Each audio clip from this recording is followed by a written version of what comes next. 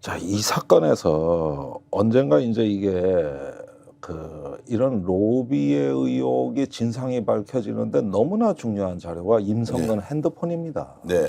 지금 이게 안 가지고 있어요. 버렸습니까? 압수수색해서 공수처가 확보하고 있습니다. 그런데 포렌식 하고 있습니까? 비번이 아직 안 풀렸습니다. 갤럭시입니까? 아니면은 그건 내가 몰라요. 아, 근데 애를 먹고 있다는 걸 봤을 때 애플일 가능성이 높네요. 그럴 가능성도 있어요. 한동훈 시나리오로 가는 거죠. 그러면은 비번을 모르면 결국 풀지 못할 수도 있습니까? 그건 모르겠습니다. 지금 공수처가 어디까지 했는지 모르는데 이 휴대폰 내역이 나와야 되는데 이미 공수처는 임성근 사단장에 대한 주변 조사를 상당히 진행했습니다. 네. 그래서 자료 정리 다 해놓은 걸로 알려져 있고 지금 보강 데이터를 확보해야 되는 거예요. 네. 그래야 임성근을 소환할 수 있다고 보는 것이죠. 자, 국민들은 답답한 게 왜 대통령실 전화기라도 압수수색해야 되는 거 아니냐. 그것도 지금 확보가 안 돼 있고 지금 보십시오. 아니 휴대폰 일부만 깠는데 지금 이렇게 많은 자료가 나오지 않습니까? 매일보 언론의 단독 기사고. 아, 김정대 의원하고 이런 얘기하면 이제 요 내용을 가지고 좀 깊이 들어가더라도 할 이야기가 많은데 더 중요한 게 오늘 하나 있습니다. 대통령실의 분위기를 가지고 얘기를 하는데요. 제가 취재를 해보니까 최근에 버이께서 뭐 누군지 제가 지목은 하지 않겠습니다. 한동훈 비대위원장이 당대표가 되어서 최상병 특검 쪽으로 가게 되면 아예 탄핵시킬 건데 왜 당신 가만히 있는 거야? 어떻게 좀 조치를 좀 해볼 수 없느냐라고 역정 또는 호소를 했다는 거예요. 그래서 이 얘기를 듣고 나오던 고위 참모가 그걸 왜 나한테 이야기해? 이렇게 이야기하면서 바깥으로 흘러나왔습니다. 굉장히 긴장을 하고 있다. 정조준되고 있다. 이것은 두 가지로 해석할 수 있는데 하나는 누구도 안에서 말을 안 듣구나. 이제 대통령 부부를 위해서 움직일 사람이 없다. 여기서 제가 취재해 본 바로는 버이가 여러분들이 상상하는 그 버이가 아닙니다. 움직여줄 사람이 없다. 왜냐하면 지금 이 상황에서 대통령 부부를 위해서 움직이면 이 참모는 어떻게 됩니까? 직권남용부터 자기가 몸이 성치 않을 거 아니에요. 움직이지 않는다는 거예요. 그리고 어느 누구도 언제 벌어진 일입니까? 최근입니다. 아주 최근입니다. 청문회 이후입니다. 그래서 이제 이 말씀을 제가 이제 드리는 것이 이 대통령실 내부의 용산의 상황이 참모들이 움직이지 못할 정도로 이것이 매우 심각한 문제라는 인식을 갖고 있는 것이고 이게 당연하죠. 그러니까 지금 자 이걸 잘 보셔야 돼요. 그러니까 한동훈 변수도 물론 있지만 이번에 JTBC 보도의 효과는 의외에 있어요. 네. 지금까지 언론의 단독 기사로 나간 건 대부분 박정원 대령 재판이나 공수처 수사에서 나온 데이터들이죠. 네.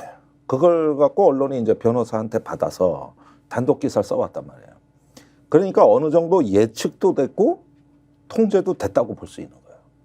그랬는데 이번에 JTBC 카톡방은 수사기관하고 전혀 무관하게 언론의 탐사티 취재 역량만 갖고 나온 거예요. 그럼 5명 중에 한 사람이 제보를 했던 것인거나 아니면 기자가 취재했거나 둘 다죠. 둘 다. 예. 그러면은 요 며칠 사이에 나오는 기사의 양상이 옛날에는 이렇게 물줄기가 있으면 이렇게 정해진 정규 부대에서 나왔다면 지금은 게릴라식으로 보도가 되고 있습니다. 보도 양상이 어디서 뭐가 터질지 몰라. 그래서 이제 어디서 뭐가 터질지. 실제적 진실을 모르고 있다가 우리가 일반적으로 좋은 관계를 유지하는 사람들이 이 내용을 보니까 임성근을 살려주기 위해서 로비를 했고 이종호가 개입을 했다는 이야기를 들으니 야 이거 내가 원래 알던 이런 거 아닌데 이것은 공익적 관점에서 제보해야 되겠어. 이것은 완전히 엉망진창의 국정 운영이야. 이러면서 양심적 공익적 제보가 나오는 이런 과정으로 봐야 되지 않습니까? 네. 자, 이종호가 로비를 했다는 보다는 아직은 내 것이 이 기성 언론에서 아직은 그 주장은 안 나와. 우리도 추정만 하고 있는 거죠. 지금 이게 저 꼬리가 밝힌 것은 네. 임성근의 말에서 시작된 거란 말이에요. 예. 모른다 그러니까 이래도 몰라? 이러면서 들이댄 거예요. 그러니까 임성근이 경호처 직원을 잘하는지 예. 여긴 몰라. 이렇게 됐다는 얘기고 그 사람들이 뭔 일을 했는지 모른다. 그러면 그 사람들이 구명 로비를 자체적으로 했어도 임성근은 자기와 관계가 없다. 이 주장을 하고 싶은 거지. 그 사이에 또 누군가 있을 수도 있고요. 예. 그 얘기 아닙니까? 그래서 요 얘기는 지금 하나의 미로로 들어가는 입구로는 찾아낸 겁니다. 예. 여기에 이제 어딘가에 출구가 있다는 것까지가 우리가 이제 갖고 있는 심증인 것이지 이 자체는 완결된 기사가 아니에요. 그리고 JTBC가 취재한 게 이게 전부가 아니에요. 자, 그래서 지금 이제 우리가 오늘 용산으로 가려고 하다가요. 방향을 용산으로 쭉 들고 가다가 지금 못 가고 있어요. 또 바깥에 뭐가 들컥 걸리니까 이거 뒤집어 보고 지금 설명을 하고 아니 그러니까 얘기를 내가 하는데. 그 용산 얘기하려고 얘기를 한 건데 예. 용산에서 당황한 건 뭐냐 하면은 가만히 있어봐. 이거 어디서 뭐가 터질지 옛날 태블릿 PC 터지듯이 이런 공포감을 갖게 된 거란 예. 말입니다. 그게 청문회 이틀 사이에 벌어진 일입니다. 그러니까 결국은 용산에서 이거를 갖다가 통제할 자신감이 확 사라지는 거죠. 그러니까 대통령의 통치 행위의 하나로서 국방부 장관에게 지시를 했다고 하는 것은 어느 정도 출구가 만들어질 수 있는 개연성이 있었는데 이게 버틸만 하죠. 갑자기 도이치모터스 주가 조작 세력이 개입했다. 김건희 여사 이야기가 나오기 시작하니까 이게 감당이 안 되는 수준으로 가버리고. 아니 이게 벌써 나온 지가 어제 나온 기사인데 오늘쯤이면은 뭔 말이 있어야 될 거 아닙니까? 그러니까 김건희 여사가 묵묵부답 중이에요. 아무런 대답을 하냐고 나와는 관계가 없다. 이렇게 나와야 되잖아요. 아니 무슨 국립정신건강센터에 간 게 26일 어젠데 김건희 여사 그래요. 나 몇 년간 심하게 아팠어.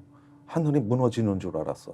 나한테 무너지는 것 같아. 저는 그 얘기 이게 듣고 아니 이게 최병 건 때문에 그런 줄 알았는데 아니더라고요. 어쨌든 뭐 그렇게 했는데 그래서 용산 대통령실 내부 분위기가 심상치 않고 대통령 부부가 고립무원의 상태에 빠지고 어느 누구도 형식적 업무 보고 외에는 보고도 하지 않고 이런 부분에 대해서 정부적 조언은 아예 존재하지도 않고 답답해서 누군가를 불러서 저희가 이런 상황에 왜 이러느냐.